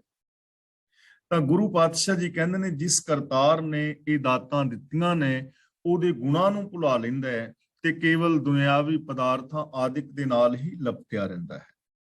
ਔਰ ਯਾਦ ਰੱਖਣਾ, ਇਹ ਚੀਜ਼ ਨੂੰ ਆਪਣੇ ਘਰਾਂ ਵਿੱਚ ਵਰਤ ਕੇ ਵੇਖੋ। ਇੱਕ ਮਾਤਾ ਹੈ, ਉਹਦਾ ਆਪਣੇ ਪੋਤਰੀਆਂ ਦੇ ਨਾਲ ਬਹੁਤ ਪਿਆਰ ਹੈ। ਪੋਤਰੀਆਂ ਨੂੰ ਪਿਆਰ ਕਰਦੀ ਹੈ, ਮੂੰਹ ਮੱਥਾ ਚੁੰਮਦੀ ਹੈ, ਤਿਆਰ ਕਰਦੀ ਹੈ, ਉਹਨਾਂ ਨੂੰ ਪੈਸੇ ਟਕੇ ਦਿੰਦੀ ਹੈ, ਰੋਟੀ ਪਾਣੀ ਖਵਾਉਂਦੀ ਹੈ, ਨੁਹਾਉਂਦੀ ਹੈ, ਸਵਾਉਂਦੀ ਹੈ, ਖਿਡਾਉਂਦੀ ਹੈ। ਪਿਆਰ ਕਰਦੀ ਹੈ, ਇਹ ਉਹਦਾ ਹੱਕ ਵੀ ਹੈ, ਫਰਜ਼ ਵੀ ਹੈ। ਇੱਥੋਂ ਤੱਕ ਤਾਂ ਠੀਕ ਹੈ। ਪਰ ਜਿਸ ਨੂੰਹ ਨੇ ਪੋਤਰਿਆਂ ਪੋਤਰੀਆਂ ਨੂੰ ਜਨਮ ਦਿੱਤਾ ਹੈ, ਉਹਨੂੰ ਕਾਣੀ ਅੱਖੇ ਵੇਖ ਕੇ ਰਾਜੀ ਨਹੀਂ, ਉਹਦੇ ਨਾਲ ਬਣਦੀ ਨਹੀਂ। ਇਸੇ ਤਰ੍ਹਾਂ ਇੱਕ ਔਰਤ ਹੈ, ਪਤੀ ਨਾਲ ਬੜਾ ਪਿਆਰ ਹੈ, ਪਤੀ ਦੇ ਨਾਲ ਪਿਆਰ ਕਰਦੀ ਹੈ, ਪਤੀ ਨਾਲ ਘੁੰਮਣ ਫਿਰਨ ਜਾਂਦੀ ਹੈ, ਉਹ ਉਹਦਾ ਹੱਕ ਵੀ ਹੈ, ਉਹਦਾ ਫਰਜ਼ ਵੀ ਹੈ, ਇੱਥੋਂ ਤੱਕ ਠੀਕ ਹੈ। ਪਰ ਜਿਸ ਮਾਂ ਨੇ ਪਤੀ ਨੂੰ ਜਨਮ ਦਿੱਤਾ ਹੈ ਨਾ, ਜਿਹੜੀ ਸੱਸ ਨੇ, ਉਹਨੂੰ ਕਾਣੀ ਅੱਖੇ ਵੇਖ ਕੇ ਰਾਜੀ ਨਹੀਂ, ਇੱਥੇ ਪ੍ਰੋਬਲਮ ਹੈ। ਇਸੇ ਨੂੰ ਕਹਿੰਦੇ ਨੇ ਕਿ ਦੇਂਦੇ ਥਾਵੋਂ ਦਿੱਤਾ ਚੰਗਾ, ਮਨਮੁਖ ਐਸਾ ਜਾਣੀਏ, ਸੁਰਤ ਮਤ ਚਤੁਰਾਈ ਤਾਂ ਕਿ ਕਿਆ ਕਰ ਆਖ ਵਖਾਣੀਏ। ਜਿਸਨੇ ਗਿਫਟ ਦਿੱਤੀ ਹੈ ਦਾਤ, ਉਹਦੇ ਨਾਲ ਪਿਆਰ ਨਹੀਂ, ਲੇਕਿਨ ਦਿੱਤੀ ਹੋਈ ਚੀਜ਼ ਦੇ ਨਾਲ ਲਪਟ ਗਿਆ ਹੈ। ਮਨ ਦੇ ਪਿੱਛੇ ਤੁਰਨ ਵਾਲੇ ਆਪ ਖੁਦਰੇ ਮਨੁੱਖ ਦੀ ਇਹ ਨਿਸ਼ਾਨੀ ਹੈ। ਹੁਣ ਗੁਰੂ ਜੀ ਕਹਿੰਦੇ ਨੇ ਉਹਦੀ ਚਤੁਰਾਈ ਸਿਆਣਪ ਨੂੰ ਕੀ ਆਖੀਏ, ਕੀ ਕਹੀਏ ਉਹਨੂੰ? ਤਾਂ ਗੁਰੂ ਜੀ ਕਹਿੰਦੇ ਨੇ ਸਾਨੂੰ ਰੱਬੀ ਗੁਣਾਂ ਦੇ ਨਾਲ ਜੁੜਨਾ ਚਾਹੀਦਾ, ਲੇਕਿਨ ਮਨ ਦੇ ਪਿੱਛੇ ਤੁਰਨ ਵਾਲਾ ਜਿਹੜਾ ਹੈ, ਦੇਣ ਵਾਲੇ ਨੂੰ ਭੁੱਲ ਜਾਂਦਾ ਹੈ ਤੇ ਦਾਤਾਂ ਦੇ ਨਾਲ ਜੁੜਿਆ ਰਹਿ ਕੇ ਦੁਖੀ ਹੁੰਦਾ ਹੈ। ਨਾਨਕ ਪੂਰਬ ਲਿਖਿਆ ਕਮਾਵਣਾ, ਅਵਰ ਨਾ ਕਰਨਾ ਜਾਏ। ਪੂਰਬ ਲਿਖਿਆ ਮਤਲਬ ਪਹਿਲੇ ਕੀਤੇ ਕੰਮਾਂ ਅਨੁਸਾਰ, ਜੋ ਅਸੀਂ ਆਪਣੀ ਜ਼ਿੰਦਗੀ ਵਿੱਚ ਪਿੱਛੇ ਕਰ ਬੈਠੇ ਹਾਂ, ਪਿਛਲੇ ਕੀਤੇ ਕੰਮਾਂ ਅਨੁਸਾਰ ਜੋ ਸੰਸਕਾਰ ਸਾਡੇ ਬਣੇ ਨੇ, ਜੋ ਸਾਡਾ ਸੁਭਾਅ ਬਣਿਆ ਹੈ, ਚੰਗਾ ਜਾਂ ਮਾੜਾ ਇੱਕ ਵੱਖਰਾ ਟੌਪਿਕ ਹੈ। ਪਰ ਜਿਵੇਂ ਜਿਵੇਂ ਬੰਦਾ ਸੋਚਦਾ ਹੈ, ਬੋਲਦਾ ਹੈ, ਕਰਮ ਕਰਦਾ ਹੈ, ਸੁਭਾਅ ਬਣ ਜਾਂਦਾ ਨਾ। ਪੂਰਬ ਲਿਖਿਆ ਕਹਿੰਦੇ ਨੇ ਇਸ ਬਣੇ ਹੋਏ ਸੁਭਾਅ ਨੂੰ। ਤਾਂ ਬਣੇ ਹੋਏ ਸੁਭਾਅ ਮੁਤਾਬਕ ਬੰਦਾ ਫਿਰ ਕਮਾਈ ਕਰਦਾ ਹੈ, ਚੰਗੀ ਜਾਂ ਮਾੜੀ। ਜੇ ਵਿਕਾਰਾਂ ਵਾਲਾ ਸੁਭਾਅ ਹੈ, ਵਿਕਾਰ ਕਮਾਈ ਜਾਏਗਾ। ਜੇ ਗੁਣਾਂ ਵਾਲਾ ਸੁਭਾਅ ਬਣਿਆ, ਗੁਣ ਕਮਾਈ ਜਾਏਗਾ। ਜੇ ਨਿਮਰਤਾ ਵਾਲਾ ਸੁਭਾਅ ਹੈ, ਮਿਠਾਸ ਵਾਲਾ, ਤਾਂ ਕਈ ਲੋਕ ਬੜੇ ਨਿਮਾਣੇ ਔਰ ਬੜੇ ਮਿੱਠੇ ਹੁੰਦੇ ਨੇ, ਬੜੇ ਪਿਆਰੇ ਹੁੰਦੇ ਨੇ, ਹਰ ਵਕਤ ਉਹਨਾਂ ਦੇ ਬੋਲ ਬਾਣੀ 'ਚ ਬੜੀ ਮਿਠਾਸ ਹੁੰਦੀ ਹੈ। ਤੇ ਕਈਆਂ ਲੋਕਾਂ ਦੀ ਬੋਲੀ ਬੜੀ ਕਰਖਤ ਔਰ ਔਖੀ ਹੁੰਦੀ ਹੈ, ਉਹ ਹਮੇਸ਼ਾ ਉਵੇਂ ਬੋਲਦੇ ਨੇ ਕਿਉਂਕਿ ਸੁਭਾਅ ਬਣ ਚੁੱਕਾ ਹੈ। ਤਾਂ ਗੁਰੂ ਜੀ ਕਹਿੰਦੇ ਨੇ ਪੂਰਬਲੇ ਬਣੇ ਸੁਭਾਅ ਮੁਤਾਬਕ ਬੰਦਾ ਕਰਮ ਕਰੀ ਜਾਂਦਾ ਹੈ, ਅਵਰ ਨਾ ਕਰਨਾ ਜਾਏ। ਸੁਭਾਅ ਤੋਂ ਬਾਹਰ ਕੁਝ ਨਹੀਂ ਕੀਤਾ ਜਾ ਸਕਦਾ। ਜੈਸਾ ਸੁਭਾਅ ਬਣ ਗਿਆ ਹੈ ਸਿਸਟਮ ਵਿੱਚ, ਵੈਸਾ ਕਰੇਗਾ। ਤਾਂ ਹੁਣ ਜੇ ਉਹ ਚੰਗਾ ਕਰਨਾ ਚਾਹੁੰਦਾ ਤਾਂ ਫਿਰ ਉਹਨੂੰ ਸੁਭਾਅ ਬਦਲਣਾ ਪਵੇਗਾ। ਮਹਿਲਾ ਤੀਜਾ, ਸਤਿਗੁਰ ਮਿਲਿਆ ਸਦਾ ਸੁਖ, ਜਿਸਨੂੰ ਆਪੇ ਮੇਲੇ ਸੋਏ। ਸੋਏ ਦਾ ਮਤਲਬ ਉਹ ਪ੍ਰਭੂ, ਜਿਹਨੂੰ ਪ੍ਰਭੂ ਆਪ ਗੁਰੂ ਦੇ ਨਾਲ ਮਿਲਾਉਂਦਾ ਹੈ, ਗੁਰੂ ਦੇ ਮਿਲਨ ਕਰਕੇ ਸੁਖ ਪੈਦਾ ਹੋ ਜਾਂਦਾ ਹੈ। ਗੁਰੂ ਦੇ ਮਿਲਾਪ ਕਰਕੇ ਸੁਖ ਪੈਦਾ ਹੁੰਦਾ ਹੈ। ਤੇ ਗੁਰੂ ਮਿਲਦਾ ਹੈ ਪ੍ਰਭੂ ਦੀ ਰਜ਼ਾ ਦੇ ਅੰਦਰ, ਜਿਸ ਨੂੰ ਪ੍ਰਭੂ ਮਿਲਾਏ। ਪ੍ਰਭੂ ਮਿਲਾਏ ਦਾ ਮਤਲਬ ਰੱਬੀ ਰਜ਼ਾ ਦੇ ਅੰਦਰ, ਭਾਣੇ ਦੇ ਅੰਦਰ, ਸਿਸਟਮ ਦੇ ਅੰਦਰ। ਜੋ ਗੁਰੂ ਦੇ ਮਿਲਾਪ ਦੀ ਰਿਕੁਆਇਰਮੈਂਟ ਨੂੰ ਪੂਰੀ ਕਰੇਗਾ, ਉਹਨੂੰ ਗੁਰੂ ਮਿਲ ਪਏਗਾ। ਉਦਮ ਕਰੇਗਾ, ਗੁਰੂ ਦੇ ਚਰਨਾਂ ਵਿੱਚ ਜਾਏਗਾ, ਗੁਰੂ ਦੀ ਪਾਵਨ ਬਾਣੀ ਪੜ੍ਹੇ ਵਿਚਾਰੇਗਾ, ਚਲਨ ਦਾ ਉਦਮ ਕਰੇਗਾ। ਤੇ ਜਿਸ ਨੂੰ ਗੁਰੂ ਮਿਲ ਪਿਆ, ਭਾਵ ਜੋ ਗੁਰੂ ਦੇ ਗਿਆਨ ਮੁਤਾਬਕ ਜ਼ਿੰਦਗੀ ਜੀਵੇਗਾ, ਉਹਦੇ ਜੀਵਨ ਦੇ ਅੰਦਰ ਸੁਖ ਪੈਦਾ ਹੋ ਜਾਏਗਾ। ਸਤਿਗੁਰ ਮਿਲਿਆ ਸਦਾ ਸੁਖ, ਗੁਰੂ ਦੇ ਮਿਲਾਪ ਦੇ ਵਿੱਚੋਂ ਹਮੇਸ਼ਾ ਸੁਖ ਪੈਦਾ ਹੁੰਦਾ ਹੈ, ਸदैवी ਸੁਖ ਮਿਲਦਾ ਹੈ, ਜਿਹਨੂੰ ਪ੍ਰਭੂ ਗੁਰੂ ਦੇ ਨਾਲ ਮਿਲਾ ਦੇਵੇ। ਸੁਖ ਹੈ ਇਹ ਵਿਵੇਕ ਹੈ, ਅੰਤਰ ਨਿਰਮਲ ਹੋਏ। ਇੱਥੇ ਵਿਵੇਕ ਦਾ ਮਤਲਬ ਹੈ ਪਰਖ। ਸੁਖ ਹੈ ਦਾ ਮਤਲਬ ਸੁਖ ਦਾ, ਵਿਵੇਕ ਦਾ ਮਤਲਬ ਨਿਸ਼ਾਨੀ, ਵਿਚਾਰ, ਪਰਖ। ਅੰਤਰ ਦਾ ਮਤਲਬ ਅੰਦਰਲਾ, ਹਿਰਦਾ, ਮੈਂਟੈਲਿਟੀ, ਮਾਨਸਿਕਤਾ, ਸੋਚ। ਤਾਂ ਗੁਰੂ ਜੀ ਕਹਿੰਦੇ ਨੇ ਸੁਖ ਦੀ ਇਹ ਪਹਿਚਾਣ ਹੈ, ਸੁਖ ਦੀ ਇਹ ਪਹਿਚਾਣ ਹੈ ਕਿ ਮਨੁੱਖ ਦੀ ਸੋਚ ਨਿਰਮਲ ਹੋ ਜਾਂਦੀ ਹੈ, ਉਹਦਾ ਹਿਰਦਾ ਨਿਰਮਲ ਹੋ ਜਾਂਦਾ ਹੈ, ਮੈਲ ਤੋਂ ਰਹਿਤ ਹੋ ਜਾਂਦਾ ਹੈ। ਸੁਖ ਦੀ ਇਹ ਪਹਿਚਾਣ ਹੈ, ਸ਼ਾਂਤੀ ਦੀ ਇਹ ਪਹਿਚਾਣ ਹੈ ਕਿ ਜਿਹੜਾ ਸੁਖੀ, ਸ਼ਾਂਤ ਔਰ ਆਨੰਦਮਈ ਜ਼ਿੰਦਗੀ ਜੀਣ ਵਾਲਾ ਹੋਏਗਾ, ਉਹਦਾ ਹਿਰਦਾ ਨਿਰਮਲ ਹੋਏਗਾ, ਉਹਦੀ ਸੋਚ ਪਵਿੱਤਰ ਹੋਏਗੀ, ਉਹਦੇ ਵਿੱਚ ਈਰਖਾ, ਦਵੇਸ਼, ਵੈਰ ਵਿਰੋਧ ਨਹੀਂ ਹੋਏਗਾ। ਇਹ ਸੁਖ ਦੀ ਨਿਸ਼ਾਨੀ ਹੈ। ਤੇ ਜਿਹਦੇ ਅੰਦਰ ਮੈਲ ਵਿਕਾਰ ਨੇ, ਇਹ ਦੁੱਖ ਦੀ ਨਿਸ਼ਾਨੀ ਹੈ, ਉਸ ਦੀ ਜ਼ਿੰਦਗੀ ਦੇ ਅੰਦਰ ਦੁੱਖ ਹੋਏਗਾ। ਦੇਖੋ, ਸਾਨੂੰ ਆਪਣੇ ਜੀਵਨ ਨੂੰ ਪਰਖਣ ਦਾ ਕਿੰਨਾ ਸੁੰਦਰ ਫਾਰਮੂਲਾ ਇੱਥੋਂ ਮਿਲ ਰਿਹਾ ਹੈ ਕਿ ਅਸੀਂ ਸੁਖੀ ਹੋਵਾਂਗੇ ਜਾਂ ਦੁਖੀ ਹੋਵਾਂਗੇ, ਇਹ ਸਾਨੂੰ ਆਪਣੇ ਅੰਦਰ ਤੋਂ ਪਰਖਣਾ ਪਵੇਗਾ ਕਿ ਸਾਡਾ ਅੰਦਰ ਨਿਰਮਲ ਹੈ ਜਾਂ ਮੈਲਾ ਹੈ। ਜੇ ਅੰਦਰ ਨਿਰਮਲ ਹੈ, ਮੈਲ ਨਹੀਂ, ਅੰਦਰੋਂ ਬਾਹਰੋਂ ਇੱਕ ਹਾਂ, ਤਾਂ ਅਸੀਂ ਸੁਖੀ ਔਰ ਸ਼ਾਂਤ ਹਾਂ। ਤੇ ਜੇ ਕਿਤੇ ਅੰਤਰ ਆਤਮੇ ਸੋਚ ਦੇ ਅੰਦਰ ਕੋਈ ਵਿਕਾਰ, ਕੋਈ ਈਰਖਾ, ਕੋਈ ਦੁਵੇਸ਼, ਹਉਮੈ ਹੈ, ਤੇ ਫਿਰ ਅਸੀਂ ਦੁਖੀ ਹੋਵਾਂਗੇ। ਸੁਖ ਦੀ ਇਹ ਪਹਿਚਾਨ ਹੈ ਕਿ ਅੰਦਰਲਾ ਨਿਰਮਲ ਹੋ ਜਾਂਦਾ। ਅਗਿਆਨ ਕਾ ਭ੍ਰਮ ਕੱਟਿਐ, ਗਿਆਨ ਪ੍ਰਾਪਤ ਹੋਏ। ਭ੍ਰਮ ਦਾ ਮਤਲਬ ਵਹਿਮ, ਭੁਲੇਖਾ। ਗਿਆਨ ਦਾ ਨਾਲ ਮਤਲਬ ਪ੍ਰਭੂ ਦੇ ਨਾਲ ਸਾਂਝ। ਜਦੋਂ ਗੁਰੂ ਗਿਆਨ ਦਾ ਦੀਵਾ ਮਿਲਦਾ ਹੈ ਤਾਂ ਆਤਮਿਕ ਜੀਵਨ ਵੱਲੋਂ ਬੇਸਮਝੀ ਦੀ ਭੁੱਲ ਖਤਮ ਹੋ ਜਾਂਦੀ ਹੈ ਔਰ ਆਤਮਿਕ ਜੀਵਨ ਦੀ ਸੂਝ ਹਾਸਲ ਹੋ ਜਾਂਦੀ ਹੈ। ਜਦੋਂ ਨਿਰਮਲ ਹਿਰਦਾ ਹੋ ਗਿਆ, ਗੁਰੂ ਗਿਆਨ ਮੁਤਾਬਕ ਜ਼ਿੰਦਗੀ ਜੀਵੀ, ਤਾਂ ਅੰਦਰਲੀ ਭਟਕਣਾ ਮਿਟ ਗਈ। ਜੋ ਆਤਮਿਕ ਜੀਵਨ ਵੱਲੋਂ ਬੇਸਮਝੀ ਸੀ, ਉਹ ਬੇਸਮਝੀ, ਅਗਿਆਨਤਾ ਦੂਰ ਹੋ ਜਾਂਦੀ ਹੈ ਔਰ ਗਿਆਨ ਪ੍ਰਾਪਤ ਹੋਏ ਦਾ ਮਤਲਬ ਆਤਮਿਕ ਜੀਵਨ ਦੀ ਸੂਝ ਹਾਸਲ ਹੋ ਜਾਂਦੀ ਹੈ, ਆਤਮਿਕ ਜੀਵਨ ਬਾਰੇ ਜਾਣਕਾਰੀ ਹੋ ਜਾਂਦੀ ਹੈ। ਤੇ ਜਿਸ ਨੂੰ ਆਤਮਿਕ ਜੀਵਨ ਮਿਲ ਜਾਏ, ਉਹਦਾ ਫਿਰ ਨਜ਼ਰੀਆ ਦੱਸ ਰਹੇ ਨੇ ਕੈਸਾ ਹੈ। ਨਾਨਕ ਏਕੋ ਨਦਰੀ ਆਇਆ, ਜਹ ਦੇਖਾਂ ਤਹ ਸੋਏ। ਏਕੋ ਦਾ ਮਤਲਬ ਇੱਕ ਪ੍ਰਭੂ। ਉਹਨੂੰ ਹਰ ਥਾਂ ਇੱਕ ਪ੍ਰਭੂ ਹੀ ਦਿਸਦਾ ਹੈ। ਜਿੱਧਰ ਵੇਖਦਾ ਹਾਂ ਉਧਰ ਤੂੰ ਹੀ ਦਿਸ ਰਿਹਾ ਹੈ। ਤਾਂ ਇਹ ਰੱਬ ਦੇ ਪਿਆਰੇ ਦੀ ਫਿਰ ਨਿਸ਼ਾਨੀ ਹੁੰਦੀ ਹੈ, ਨਿਰਮਲ ਮਨ ਵਾਲੇ ਦੀ, ਜਿਸ ਦੇ ਅੰਦਰੋਂ ਭਟਕਣਾ, ਭਰਮ ਮੁੱਕ ਜਾਂਦੇ ਨੇ। ਜਦੋਂ ਵਹਿਮ ਭਰਮ ਮੁੱਕ ਜਾਂਦਾ ਹੈ, ਫਿਰ ਉਹਨੂੰ ਆ ਸਾਰਾ ਜਗਤ ਰੱਬ ਦਾ ਹੀ ਰੂਪ ਦਿਸਦਾ ਹੈ। ਪਹਿਲਾਂ ਭੁਲੇਖਾ ਸੀ ਕਿ ਰੱਬ ਕਿਤੇ ਸੱਚਖੰਡ ਵਿੱਚ ਵੱਖਰਾ ਬੈਠਾ ਹੋਣਾ। ਪਹਿਲਾਂ ਭੁਲੇਖਾ ਸੀ ਕਿ ਉਹ ਜੰਨਤ ਵਿੱਚ, ਸਵਰਗ ਵਿੱਚ ਬੈਠਾ ਹੋਏਗਾ। ਲੇਕਿਨ ਜਦੋਂ ਗੁਰੂ ਗਿਆਨ ਦਾ ਦੀਵਾ ਅੰਦਰ ਜਗਿਆ, ਅੰਦਰ ਨਿਰਮਲ ਹੋਇਆ, ਸੋਚ ਨਿਰਮਲ ਹੋਈ, ਤਾਂ ਫਿਰ ਜਿੱਧਰ ਵੇਖਦਾ ਹੈ ਇੱਕੋ ਹੀ ਨਜ਼ਰੀ ਪੈਂਦਾ ਕਿ ਸਾਰਾ ਕੁਝ ਇੱਕ ਹੀ ਹੈ, ਇੱਕ ਹੀ ਪਸਰਿਆ ਹੋਇਆ ਹੈ। ਫਿਰ ਉਹਨੂੰ ਇੱਕ ਓੰਕਾਰ ਦੀ ਸਮਝ ਆ ਜਾਂਦੀ। ਪੌੜੀ। ਸੱਚੇ ਤਖਤ ਰਚਾਇਆ, ਬੈਸਣ ਕੋ ਜਾਈ। ਜਾਈ ਦਾ ਮਤਲਬ ਥਾਂ, ਜਗ੍ਹਾ। ਸੱਚੇ ਦਾ ਮਤਲਬ ਸਦਾ ਕਾਇਮ ਰਹਿਣ ਵਾਲੇ ਪ੍ਰਭੂ ਨੇ। ਤਖਤ ਦਾ ਮਤਲਬ ਰਹਿਣ ਦੀ ਜਗ੍ਹਾ, ਬੈਠਣ ਵਾਸਤੇ, ਆਸਣ ਵਾਸਤੇ, ਕਿ ਬਹਿਣਾ ਕਿੱਥੇ ਹੈ, ਰਹਿਣਾ ਕਿੱਥੇ ਹੈ।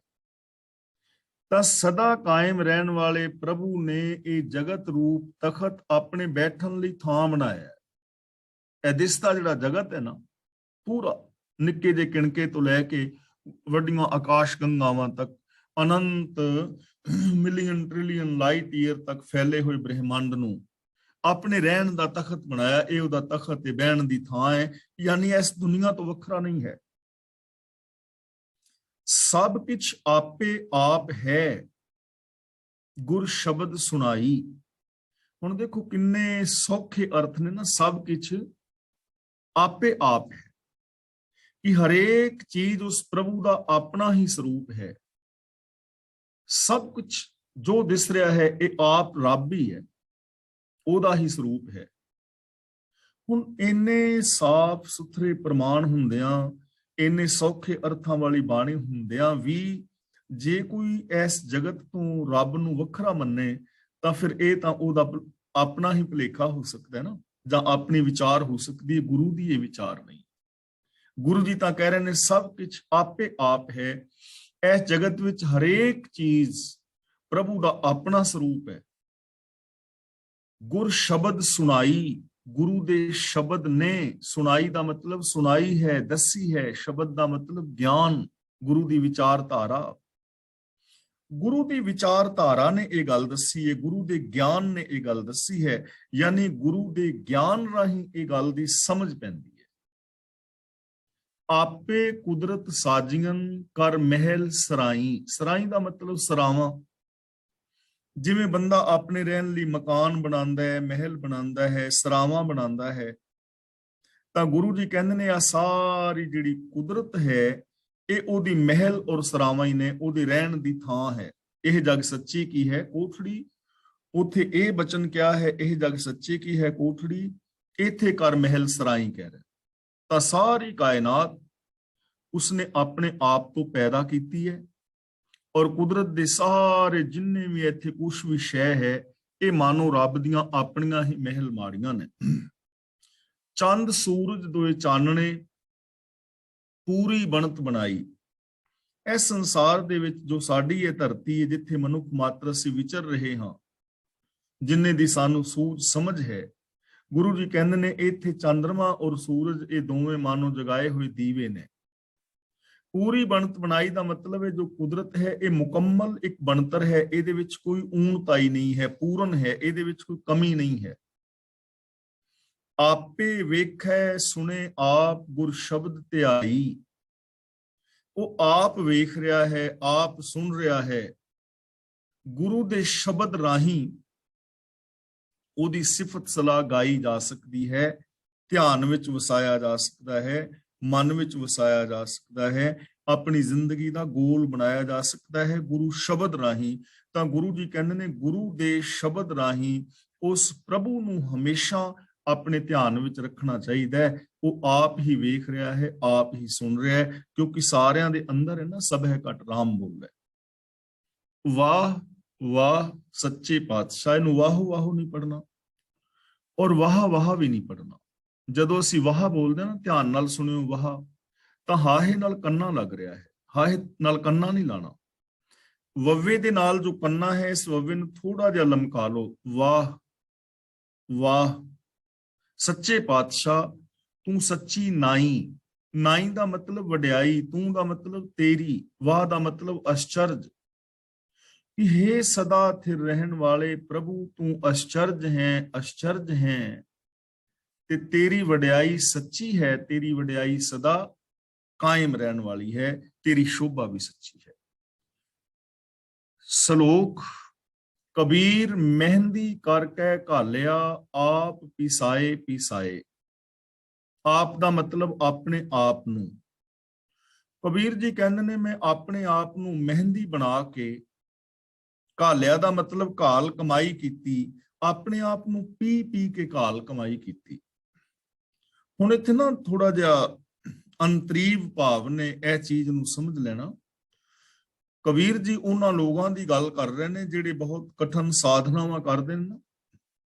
ਕੋਈ ਤਪੱਸਿਆ ਕਰ ਰਿਹਾ ਹੈ, ਕੋਈ ਪੁੱਠਾ ਲਟਕ ਰਿਹਾ ਹੈ, ਕਰਮ ਕਾਂਡ ਲੋਕ ਕਰ ਰਹੇ ਨੇ, ਤੀਰਥ ਯਾਤਰਾਵਾਂ ਕਰ ਰਹੇ ਨੇ, ਸਮਾਧੀਆਂ ਲਾ ਰਹੇ ਨੇ, ਜਾਂ ਹੋਰ ਐਸੇ ਪੂਜਾ ਅਰਚਨਾ ਕਰ ਰਹੇ ਨੇ, ਬੜੀ ਕਠਨ ਸਾਧਨਾ ਕਰ ਰਹੇ ਨੇ, ਪਰ ਰੱਬੀ ਰਜਾ ਵਿੱਚ ਨਹੀਂ ਤੁਰਦੇ। ਤੇ ਉਹਨਾਂ ਨੂੰ ਇਹ ਗੱਲ ਦਾ ਮਾਣ ਹੁੰਦਾ ਹੈ ਕਿ ਮੈਂ ਆਪਣੀ ਇਸ ਘਾਲ ਕਮਾਈ ਦੀ ਬਰਕਤ ਨਾਲ ਰੱਬ ਨੂੰ ਥੱਲੇ ਲਾ ਲਵਾਂਗਾ, ਰੱਬ ਨੂੰ ਮੈਂ ਪਾ ਲਵਾਂਗਾ। ਇੱਥੇ ਮਨਹਠ ਦੇ ਕਰਮਾਂ ਦਾ ਜ਼ਿਕਰ ਹੈ। ਤਾਂ ਕਬੀਰ ਜੀ ਕਹਿੰਦੇ ਨੇ ਮੈਂ ਆਪਣੇ ਆਪ ਨੂੰ ਮਹਿੰਦੀ ਬਣਾ ਕੇ ਪੀ ਪੀ ਕੇ ਘਾਲਣਾ ਘਾਲੀ। ਤੈਂ ਸਹੁ ਬਾਤ ਨਾ ਪੁੱਛਿਆ, ਕਬਹੂ ਨਾ ਲਾਈ ਪਾਏ। ਇਹਨੂੰ ਪਾਏ ਨਹੀਂ ਪੜਨਾ, ਪਾਏ। ਪਾਏ ਦਾ ਮਤਲਬ ਪੈਰਾਂ ਵਿੱਚ। ਪਰ ਹੇ ਪਤੀ ਪ੍ਰਭੂ, ਤੂੰ ਮੇਰੀ ਬਾਤ ਵੀ ਨਾ ਪੁੱਛੀ, ਭਾਵ ਤੂੰ ਮੇਰੀ ਸਾਰ ਵੀ ਨਾ ਲਈ, ਤੂੰ ਕਦੇ ਮੈਨੂੰ ਆਪਣੇ ਪੈਰਾਂ ਦੇ ਨਾਲ ਨਾ ਲਾਇਆ, ਚਰਨਾਂ ਦੇ ਨਾਲ ਨਾ ਜੋੜਿਆ, ਯਾਨੀ ਮੈਨੂੰ ਤੇਰੀ ਪ੍ਰਾਪਤੀ ਨਾ ਹੋਈ। ਮੈਂ ਮਹਿੰਦੀ ਵਾਂਗੂ ਆਪਣੇ ਆਪ ਨੂੰ ਭਿਆ ਲਿਆ, ਮਹਿੰਦੀ ਦੇ ਪੱਤੇ ਤੋੜੇ, ਉਹਨਾਂ ਨੂੰ ਕੁੱਟਿਆ, ਉਹਨਾਂ ਨੂੰ ਪੀਵਿਆ, ਲੇਕਿਨ ਤੂੰ ਮੈਨੂੰ ਪੈਰਾਂ ਨਾਲ ਹੀ ਨਾ ਲਾਇਆ, ਮੇਰੀ ਬਾਤ ਵੀ ਨਾ ਪੁੱਛੀ। ਹੁਣ ਇੱਥੇ ਕਰਮ ਕਾਂਡਾਂ ਦੀ ਗੱਲ ਕਰ ਰਹੀ ਹੈ। ਜਿਵੇਂ ਗੁਰੂ ਜੀ ਕਹਿੰਦੇ ਨੇ, ਨਾ ਤੂੰ ਆਵੇਂ ਬਸ ਵਸ ਬਹੁਤ ਘਿਨਾਵਣੇ, ਨਾ ਤੂੰ ਆਵੇਂ ਵਸ ਵੇਦ ਪੜਾਵਣੇ, ਨਾ ਤੂੰ ਆਵੇਂ ਵਸ ਤੀਰਥ ਨਹਾਈਐ, ਨਾ ਤੂੰ ਆਵੇਂ ਵਸ ਧਰਤੀ ਧਾਈਐ, ਨਾ ਤੂੰ ਆਵੇਂ ਵਸ ਕਿਤੇ ਸਿਆਣਪ ਹੈ, ਨਾ ਤੂੰ ਆਵੇਂ ਵਸ ਬਹੁਤਾ ਦਾਨ ਦੇ। ਪਗ ਉਪੇ ਤਾਣਾ ਆਪਣਾ ਕੀਆ ਕਮਾਣਾ, ਅਲਮਲ ਖਾਈ ਸਿਰਛਾਈ ਪਾਈ, ਮੂਰਖ ਅੰਧੇ ਪਤ ਗਵਾਈ। ਰਹੇ ਬਿਬਾਣੀ ਮੜੀ ਮਸਾਣੀ, ਅੱਧ ਨਾ ਜਾਣੇ ਫਿਰ ਪਛਤਾਣੀ। ਇਹ ਸਾਰੇ ਕਰਮ ਪਾਠ ਪੜਿਓ ਔਰ ਵੇਦ ਵਿਚਾਰਿਓ, ਨਿਵਲ ਭੂੰਗਮ ਸਾਧੇ, ਪੰਚ ਜਨਾ ਸੋ ਸੰਗ ਨਾ ਛੁਟਕਿਓ, ਅਧਿਕ ਅਹੰਗ ਬੁੱਧ ਬੰਧੇ। ਪਿਆਰੇ ਇਨ ਬਿਦ ਮਿਲਨ ਨਾ ਜਾਈ, ਮੈਂ ਕੀਏ ਕਰਮ ਅਨੇਕਾਂ। ਇਹਨਾਂ ਕੰਮਾਂ ਨਾਲ ਨਹੀਂ ਮਿਲਦਾ। ਦੇਸ਼ ਛੋੜ ਪਰਦੇਸੈਂ ਧਾਇਆ, ਪੰਜ ਚੰਡਾਲ ਨਾਲੇ ਲੈ ਆਇਆ, ਕਾਨ ਫਰਾਏ ਹਿਰਾਏ ਟੂਕਾ, ਘਰ ਘਰ ਮੰਗੇ ਤ੍ਰਿਪਤਾਵਨ ਤੇ ਚੂਕਾ। ਬਨਤਾ ਛੋੜ ਬਦ ਨਦਰ ਪਰ ਨਾਰੀ, ਵੇਸ਼ ਨਾ ਪਾਈਏ ਮਹਾ ਦੁਖਿਆਰੀ। ਬੋਲੇ ਨਾਹੀ ਹੋਈ ਬੈਠਾ ਮੂਨੀ, ਅੰਤਰ ਕਲਪ ਭਵਾਈਏ ਜੂਨੀ। ਬਿਨ ਸਤਿਗੁਰ ਕਿਨੇ ਨਾ ਪਾਈ ਪਰਮ ਗਤੀ। ਤਾਂ ਇੱਥੇ ਉਹਨਾਂ ਕਰਮ ਕਾਂਡਾਂ ਵੱਲ ਇਸ਼ਾਰਾ ਹੈ। ਪਰ ਕਈ ਵਾਰ ਬੰਦੇ ਦੀ ਸਮਝ ਵਿੱਚ ਗੱਲ ਨਹੀਂ ਆਉਂਦੀ ਤੇ ਬੰਦਾ ਸਮਝਦਾ ਹੈ ਕਿ ਫਿਰ ਰੱਬ ਦੇ ਨਾਲ ਪਿਆਰ ਕਿਉਂ ਕਰਨਾ ਹੋਇਆ। ਤਾਂ ਹੁਣ ਗੁਰੂ ਜੀ ਅਗਲੀ ਸ਼ਲੋਕਾਂ ਦੇ ਵਿੱਚ ਗੁਰੂ ਅਮਰਦਾਸ ਜੀ ਇਸ ਸ਼ਲੋਕ ਨੂੰ ਖੋਲ ਕੇ ਦੱਸ ਰਹੇ ਨੇ ਕਿ ਕਰਨਾ ਕੀ ਚਾਹੀਦਾ ਹੈ। ਮਨ ਹਟ ਕਰਮ ਕਰਨ ਦੀ ਬਜਾਏ ਕੀ ਕਰਨਾ ਚਾਹੀਦਾ ਹੈ। ਮਹਿਲਾ ਤੀਜਾ, ਨਾਨਕ ਮਹਿੰਦੀ ਕਰਕੇ ਰੱਖਿਆ ਸੋ ਸ਼ਹੁ ਨਦਰ ਕਰੇ, ਕਿ ਮੈਂ ਆਪਣੇ ਆਪ ਨੂੰ ਮਹਿੰਦੀ ਬਣਾ ਦਿੱਤਾ ਹੈ। ਸੋ ਸ਼ਹੁ ਨਦਰ ਕਰੇ, ਉਹ ਪ੍ਰਭੂ ਆਪ ਰਹਿਮਤ ਦੀ ਨਜ਼ਰ ਕਰਦਾ ਹੈ। ਮਹਿੰਦੀ ਬਣਾਉਣ ਦਾ ਇੱਥੇ ਕਿ ਮੈਂ ਰੱਬ ਦੀ ਸ਼ਰਨ ਵਿੱਚ ਆ ਗਿਆ, ਰੱਬ ਦੀ ਰਜ਼ਾ ਵਿੱਚ। ਉਹ ਰੱਬ ਆਪ ਰਹਿਮਤ ਕਰੇਗਾ ਜੋ ਰਜ਼ਾ ਦੇ ਵਿੱਚ ਤੁਰਦਾ ਹੈ। ਸਾਡਾ ਕੰਮ ਹੈ ਰੱਬੀ ਸ਼ਰਨ ਵਿੱਚ ਆ ਜਾਣਾ, ਰੱਬੀ ਰਜ਼ਾ ਦੇ ਵਿੱਚ ਤੁਰਨਾ। ਜੋ ਰੱਬੀ ਰਜ਼ਾ ਵਿੱਚ ਤੁਰਦਾ ਹੈ ਉਹ ਰੱਬ ਦੀ ਰਹਿਮਤ ਦਾ ਪਾਤਰ ਬਣ ਜਾਂਦਾ ਹੈ। ਫਿਰ ਕੀ ਹੁੰਦਾ ਹੈ, ਆਪੇ ਪੀਸੈ ਆਪੇ ਘਸੈ ਆਪੇ ਹੀ ਲਾਏ ਲਏ। ਫਿਰ ਪ੍ਰਭੂ ਆਪ ਹੀ ਪੀਂਦਾ ਹੈ, ਆਪ ਹੀ ਰਗੜਦਾ ਹੈ ਮਹਿੰਦੀ ਨੂੰ ਔਰ ਆਪ ਹੀ ਪੈਰਾਂ ਦੇ ਨਾਲ ਲਾ ਲੈਂਦਾ ਹੈ। ਮਤਲਬ ਇਹ ਪੰਕਤੀ ਦਾ ਮੀਨਿੰਗ ਇਹ ਹੈ ਕਿ ਜੋ ਰੱਬੀ ਰਜ਼ਾ ਮੁਤਾਬਕ ਤੁਰਦਾ ਹੈ, ਜੋ ਰਜ਼ਾ ਦੇ ਵਿੱਚ ਚੱਲਦਾ ਹੈ, ਪ੍ਰਭੂ ਆਪ ਹੀ ਉਹਨੂੰ ਆਪਣੇ ਨਾਲ ਜੋੜ ਲੈਂਦਾ ਹੈ। ਯਾਨੀ ਪ੍ਰਭੂ ਦੇ ਨਾਲ ਜੋ ਮਿਲਣ ਦਾ ਸਾਧਨ ਹੈ ਉਹ ਪ੍ਰਭੂ ਦੀ ਰਜ਼ਾ ਹੈ। ਉਹ ਆਪ ਜਿੱਧਰ ਤੁਰ ਰਿਹਾ ਹੈ ਉਧਰ ਤੁਰੇ ਬੰਦਾ। ਇਹ ਪਿਰਮ ਪਿਆਲਾ ਖਸਮ ਕਾ, ਜੈ ਭਾਵੈ ਤੈਂ ਦੇ। ਇੱਥੇ ਜੈ ਔਰ ਤੈ ਨਹੀਂ, ਜੈ ਔਰ ਤੈਂ। ਪਿਰਮ ਪਿਆਲਾ ਦਾ ਮਤਲਬ ਪ੍ਰੇਮ ਦਾ ਪਿਆਲਾ। ਜੈ ਭਾਵੈ ਇਹਦਾ ਅਰਥ ਇਹ ਨਹੀਂ ਕਰਦਾ ਕਿ ਰੱਬ ਨੂੰ ਜੋ ਪਾਉਂਦਾ ਹੈ ਉਹਨੂੰ ਦੇ ਦਿੰਦਾ ਹੈ। ਤਾਂ ਇਹਦਾ ਮਤਲਬ ਰੱਬ ਤਾਂ ਫਿਰ ਵਿਤਕਰਾ ਹੋ ਗਿਆ ਨਾ, ਵੀ ਜਿਹੜਾ ਰੱਬ ਨੂੰ ਚੰਗਾ ਲੱਗਾ ਦੇ ਦਿੱਤਾ, ਜਿਹੜਾ ਨਾ ਚੰਗਾ ਲੱਗਾ ਨਾ ਦਿੱਤਾ। ਰੱਬ ਨਹੀਂ ਹੈ ਐਸਾ, ਰੱਬ ਵਿਤਕਰੇ ਤੋਂ ਰਹਿਤ ਹੈ, ਨਿਰਵੈਰ ਹੈ। ਜੈ ਭਾਵੈ ਇਹ ਪ੍ਰੇਮ ਦਾ ਪਿਆਲਾ, ਜਿਹਨੂੰ ਭਾਂਦਾ ਹੈ, ਜਿਹਨੂੰ ਚੰਗਾ ਲੱਗਦਾ ਹੈ, ਤੈਂ ਦੇ ਉਹਨੂੰ ਰੱਬ ਇਹ ਪ੍ਰੇਮ ਦਾ ਪਿਆਲਾ ਦੇ ਦਿੰਦਾ ਹੈ। ਜਿਹਨੂੰ ਰੱਬ ਨਾਲ ਪ੍ਰੇਮ ਕਰਨਾ ਚੰਗਾ ਲੱਗਦਾ ਹੈ। ਯਾਨੀ ਇੱਕ ਲੋਕ ਤੇ ਉਹ ਨੇ ਜਿਨ੍ਹਾਂ ਨੂੰ ਕਰਮ ਕਾਂਡ ਕਰਨੇ ਚੰਗੇ ਲੱਗ ਰਹੇ ਨੇ ਤੇ ਉਹ ਕਰਮ ਕਾਂਡ ਕਰੀ ਜਾ ਰਹੇ ਨੇ ਤੇ ਕਰਮ ਕਾਂਡਾਂ ਦੇ ਨਾਲ ਪ੍ਰਭੂ ਨੇ ਮਿਲਣਾ ਨਹੀਂ ਹੁੰਦਾ। ਦੂਜਾ ਹੈ ਰੱਬ ਦੇ ਨਾਲ ਪ੍ਰੇਮ ਕਰਨਾ, ਰੱਬ ਦੀ ਖਲਕਤ ਨਾਲ ਪ੍ਰੇਮ ਕਰਨਾ, ਰੱਬੀ ਹੁਕਮ ਨਾਲ ਪਿਆਰ ਕਰਨਾ, ਰੱਬੀ ਗੁਣਾਂ ਦੇ ਨਾਲ ਪਿਆਰ ਕਰਨਾ। ਜਿਹਨੂੰ ਇਹ ਪਿਆਲਾ ਚੰਗਾ ਲੱਗਦਾ ਹੈ, ਰੱਬ ਦੀ ਰਜ਼ਾ ਦਾ ਪਿਆਲਾ, ਤੈਂ ਦੇ ਉਹਨੂੰ ਇਹ ਪ੍ਰੇਮ ਦਾ ਪਿਆਲਾ ਦੇ ਦਿੰਦਾ, ਉਹਨੂੰ ਇਹ ਪ੍ਰੇਮ ਦਾ ਪਿਆਲਾ ਮਿਲ ਜਾਂਦਾ ਔਰ ਉਹ ਪ੍ਰਭੂ ਦੇ ਪ੍ਰੇਮ ਦੇ ਨਾਲ ਸਰਸਾਰ ਹੋ ਜਾਂਦਾ। ਤਾਂ ਇੱਥੋਂ ਸਾਨੂੰ ਸਮਝਾਇਆ ਜਾ ਰਿਹਾ ਹੈ ਕਿ ਪਿਆਰਿਓ, ਕਰਮ ਕਾਂਡਾਂ ਦੇ ਨਾਲ, ਮਨਹਟ ਦੇ ਨਾਲ ਸਾਡੇ ਅੰਦਰ ਇਨਸਾਨੀਅਤ ਸਾਡੇ ਅੰਦਰ ਪੈਦਾ ਨਹੀਂ ਹੁੰਦੀ, ਪ੍ਰਭੂ ਮਿਲਾਪ ਨਹੀਂ ਹੁੰਦਾ। ਸਗੋਂ ਗੁਰੂ ਬਖਸ਼ੇ ਗਿਆਨ ਦੇ ਨਾਲ ਰੱਬੀ ਰਜ਼ਾ ਨੂੰ ਸਮਝ ਕੇ ਰੱਬੀ ਰਜ਼ਾ ਮੁਤਾਬਕ ਜ਼ਿੰਦਗੀ ਜੀਵਿਆਂ ਇਹ ਪ੍ਰੇਮ ਦਾ ਪਿਆਲਾ ਮਿਲਦਾ ਹੈ। ਬੰਦਾ ਮਹਾਨ ਹੋ ਜਾਂਦਾ ਹੈ ਜੋ ਰੱਬੀ ਰਜ਼ਾ ਦੇ ਵਿੱਚ ਤੁਰਦਾ ਹੈ। ਪੌੜੀ, ਵੇਕੀ ਸ੍ਰਿਸ਼ਟ ਉਪਾਇਨ ਸਭ ਹੁਕਮ ਆਵੇ ਜਾਏ ਸਮਾਹੀ। ਤਾਂ ਗੁਰੂ ਸਾਹਿਬ ਜੀ ਕਹਿੰਦੇ ਨੇ ਵੇਕੀ ਦਾ ਮਤਲਬ ਵੱਖੋ ਵੱਖ ਕਿਸਮ ਦੀ, ਉਪਾਇਨ ਦਾ ਮਤਲਬ ਪੈਦਾ ਕੀਤੀ ਹੈ, ਹੁਕਮ ਦਾ ਮਤਲਬ ਹੁਕਮ ਵਿੱਚ, ਸਮਾਹੀ ਦਾ ਮਤਲਬ ਹੈਗਾ ਕਿ ਰੁੱਝੇ ਰਹਿੰਦੇ ਨੇ। ਸਮਾਹੀ ਦਾ ਮਤਲਬ ਰੁੱਝੇ ਰਹਿਣਾ ਵੀ ਹੁੰਦਾ ਹੈ। ਜਿਵੇਂ ਆਪਣੇ ਡਾਕਟਰ ਗੁਰਚਰਨ ਸਿੰਘ ਜੀ ਨੇ ਉਹ ਸਮਾਹੀ ਦਾ ਅਰਥ ਕਰਦੇ ਨੇ ਰੁੱਝੇ ਹੋਏ। ਜੋ ਕਿਛ ਕਰਤ ਹੈ ਸੋਈ ਕੋਈ ਹੈ ਰੇ, ਤੈਸੇ ਜਾਏ ਸਮਾਹੀ। ਸਮਾਹੀ ਦਾ ਮਤਲਬ ਰੁੱਝੇ ਰਹਿਣਾ। ਵੇਕੀ ਦਾ ਮਤਲਬ ਕਈ ਕਿਸਮਾਂ ਦੀ। ਹੁਕਮ ਆਵੇ, ਆਏ ਦਾ ਮਤਲਬ ਆਉਂਦਾ ਹੈ, ਜਾਏ ਦਾ ਮਤਲਬ ਜਾਂਦਾ ਹੈ, ਤੇ ਸਮਾਹੀ ਦਾ ਮਤਲਬ ਰੁੱਝਿਆ ਰਹਿੰਦਾ ਹੈ। ਜਿੰਨਾ ਚਿਰ ਬੰਦਾ ਜ਼ਿੰਦਗੀ ਜੀਂਦਾ ਹੈ, ਜਨਮ ਤੋਂ ਲੈ ਕੇ ਮਰਨ ਤੱਕ ਅਸੀਂ ਰੁੱਝੇ ਹੋਏ ਨਾ ਇਸ ਕੰਮ ਦੇ ਵਿੱਚ। ਚੰਗੇ ਜਾਂ ਮਾੜੇ ਗੱਲ ਵੱਖਰੀ ਹੈ, ਜ਼ਿੰਦਗੀ ਜੀਣਾ। ਤਾਂ ਗੁਰੂ ਜੀ ਕਹਿੰਦੇ ਨੇ ਪ੍ਰਭੂ ਨੇ ਰੰਗਾ ਰੰਗ ਦੀ ਸ੍ਰਿਸ਼ਟੀ ਪੈਦਾ ਕੀਤੀ ਹੈ। ਸਾਰੇ ਜੀਵ ਜੰਤ ਉਸ ਪ੍ਰਭੂ ਦੇ ਹੁਕਮ ਵਿੱਚ ਜਨਮ ਲੈਂਦੇ ਨੇ, ਹੁਕਮ ਦੇ ਅੰਦਰ ਹੀ ਇਸ ਦੁਨੀਆ ਵਿੱਚ ਰੁੱਝੇ ਰਹਿੰਦੇ ਨੇ, ਕੰਮਕਾਰ ਕਰਦੇ, ਜੀਵਨ ਜੀਂਦੇ ਨੇ ਔਰ ਹੁਕਮ ਦੇ ਅੰਦਰ ਹੀ ਚਲੇ ਜਾਂਦੇ ਨੇ। यानी उन्हां दी मौत हो जाती है। यानी जन्म जीवन और मौत उस प्रभु के हुक्म दे विच है, हुक्म तो बाहर नहीं। आपे वेख विगसदा दूजा को नाही। विगसदा दा मतलब खुश हुंदा है। प्रभु आप ही अपनी इस रचना नूं वेख के खुश हो रहा है। दूजा को नाही, ओदे तो बिना दूजा कोई है नहीं है। तो आप इस रचना दे विच रहिंदा होया खुश है। यह चीज नूं थोड़ा जिहा समझ लेना कि यह सृष्टि दे अंदर खुशी है, क्योंकि रब हमेशा ही खुश है ना। वेखे विगसै कर विचार। और एक गल याद रखना कि इस दुनिया के अंदर खुशियां ही खुशियां ने चार चुफेरे। जिवें मैं बहुत वारी गल्लां सांझियां कर चुका, हर रोज हर क्लास दे विच असीं गल्लां सांझियां सारे वीर भैणां कर रहे हां कि किहड़ी ऐसी चीज है ਜਿਹੜੀ ਬੰਦੇ ਨੂੰ ਖੁਸ਼ੀ ਵਾਸਤੇ ਚਾਹੀਦੀ ਹੋਵੇ ਤੇ ਉਹ ਇਸ ਦੁਨੀਆ ਵਿੱਚ ਨਾ ਹੋਵੇ। ਧਰਤੀ ਚੰਦਰਮਾ ਸੂਰਜ ਗ੍ਰਹਿ ਨਕਸ਼ਤਰ ਤਾਰੇ ਸਿਆਰੇ ਸਿਤਾਰੇ ਅਨੰਤ ਆਕਾਸ਼ ਗੰਗਾਵਾਂ ਨਦੀਆਂ ਨਾਲੇ ਝੀਲਾਂ ਦਰਿਆ ਝਰਨੇ ਵਨਸਪਤੀ ਹਜ਼ਾਰਾਂ ਕਿਸਮ ਦਾ ਅੰਨ ਆਦਿਕ ਧੀਆਂ ਪੁੱਤਰ ਭੈਣ ਭਰਾ ਜ਼ਮੀਨ ਜਾਇਦਾਦ ਧਨ ਦੌਲਤ ਇੱਥੇ ਹੀਰੇ ਚਾਂਦੀ ਸੋਨੇ ਦੀਆਂ ਖਾਨਾਂ। ਕਿਹੜੀ ਐਸੀ ਸ਼ੈ ਹੈ ਜਿਹੜੀ ਖੁਸ਼ੀ ਵਾਸਤੇ ਚਾਹੀਦੀ ਹੋਵੇ ਤੇ ਨਾ ਹੋਵੇ। हर गुण बंदे दे अंदर मौजूद है। ਤਾਂ ਇਸ ਖੁਸ਼ੀ ਨੂੰ ਮਾਣਿਆ ਜਾ ਸਕਦਾ ਹੈ। ਸਿਰਫ ਆਪਣੀ ਸੋਚ ਬਦਲਣ ਦੀ ਲੋੜ ਹੈ। ਦੁਨੀਆ ਨੂੰ ਵੇਖਣ ਦਾ ਨਜ਼ਰੀਆ ਬਦਲਣ ਦੀ ਜ਼ਰੂਰਤ ਹੈ। ਜ਼ਿੰਦਗੀ ਜੀਣ ਦਾ ਢੰਗ ਬਦਲਣ ਦੀ ਜ਼ਰੂਰਤ ਹੈ। ਤਾਂ ਚਾਰ ਚੁਫੇਰੇ ਖੁਸ਼ੀਆਂ ਹੀ ਖੁਸ਼ੀਆਂ ਦਿਸਣਗੀਆਂ।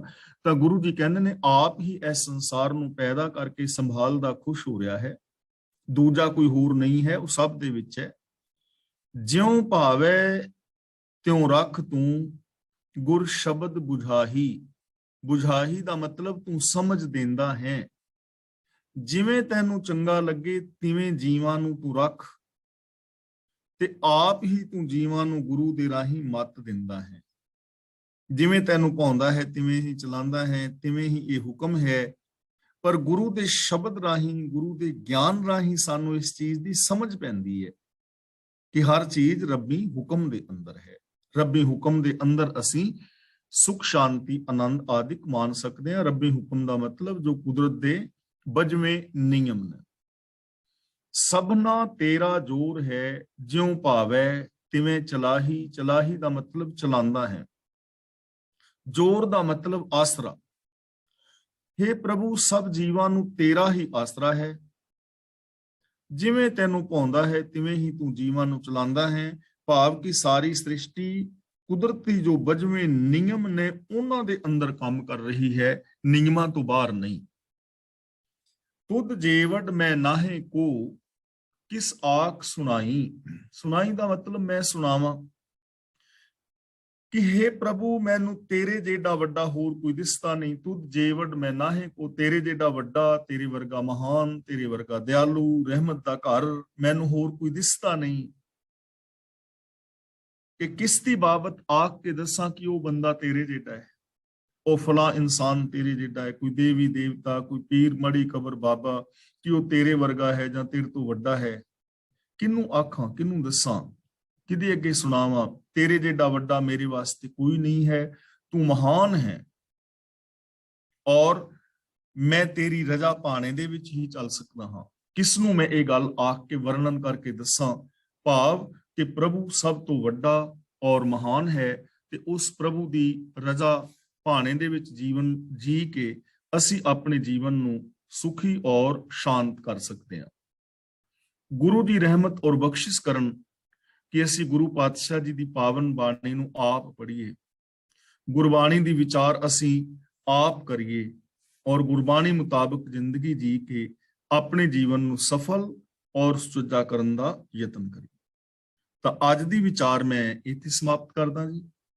ਅੱਜ ਦੀ ਇਸ ਵਿਚਾਰ ਵਿੱਚ ਜੇ ਕਿਸੇ ਵੀਰ ਭੈਣ ਦਾ ਕੋਈ ਛੋਟਾ ਮੋਟਾ ਸਵਾਲ ਹੈ ਤਾਂ ਉਹ ਸਵਾਲ ਕਰ ਸਕਦੇ ਹੋ। ਔਰ ਜੇ ਕਿਸੇ ਵੀਰ ਭੈਣ ਨੇ ਆਪਣਾ ਕੋਈ ਵਿਊਜ਼ ਦੇਣਾ ਹੈ ਤਾਂ ਉਹ ਅਨਮਿਊਟ ਹੋ ਕੇ ਆਪਣਾ ਵਿਊਜ਼ ਦੇ ਸਕਦੇ ਹੋ। ਕਲਾਸ ਦੀ ਅਗਲੀ ਕਾਰਵਾਈ ਵੀਰ ਤਰਲੋਚਨ ਸਿੰਘ ਜੀ ਕਰ ਰਹੇ ਨੇ। ਵਾਹਿਗੁਰੂ ਜੀ ਕਾ ਖਾਲਸਾ ਵਾਹਿਗੁਰੂ ਜੀ।